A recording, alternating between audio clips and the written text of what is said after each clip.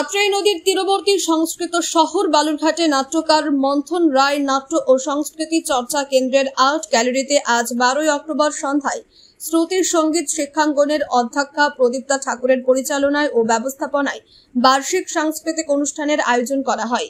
উদ্বোধনী অনুষ্ঠানে উপস্থিত ছিলেন বালুরঘাট আত্রাই ডিএভি পাবলিক স্কুলের অধ্যক্ষ সন্দীপ সরকার, বালুরঘাট আত্রাই ডিএভি পাবলিক স্কুলের শিক্ষক ধ্রুব দাস, শিক্ষা ইনস্টিটিউটের কর্ণধার শিক্ষক দীপক মণ্ডল, বর্ষিয়ান সাংবাদিক পীযূষ কান্তি দেব প্রমুখ বিশিষ্ট ব্যক্তিরা। শ্রুতি সঙ্গীত শিক্ষাঙ্গনের মোট 30 জন শিক্ষার্থী সঙ্গীত আবৃত্তি ও নৃত্য পরিবেশন করে এই অনুষ্ঠানকে সার্থক করে তোলে। বিগত 10 বছর ধরে শ্রুতি সঙ্গীত শিক্ষাঙ্গন বালুরঘাট শহরের সংস্কৃতিকে মর্যাদার সাথে এগিয়ে নিয়ে যাচ্ছে। এবছর এই সংস্থার 5ম নিবেদন মঞ্চস্থ হলো।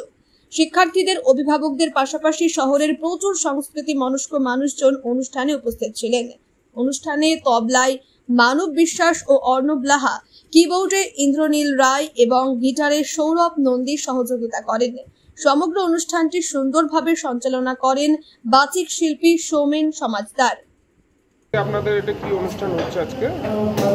নমস্কার, আমি প্রদীপ্তা ঠাকুর। আমি শ্রুতি মিউজিক স্কুলের আমি শ্রুতি মিউজিক স্কুলটা আমারই।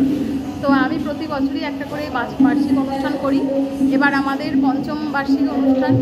তো 4 মাস ধরে আমরা এই রিহার্সাল প্র্যাকটিসের মধ্যে দিয়ে আমরা এই অনুষ্ঠানটা আজকে করছি।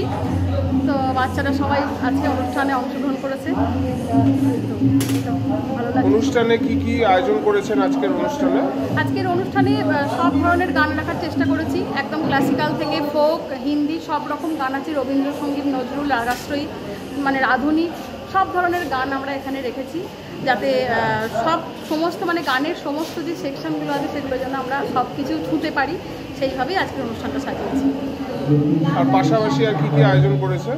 আর আছে এখানে আবৃত্তি আছে, 2টো নৃত্য আছে, আর বাকি সবই। বালুরঘাট থেকে মান্টু সিং এর রিপোর্ট, কুলিক নিউজ।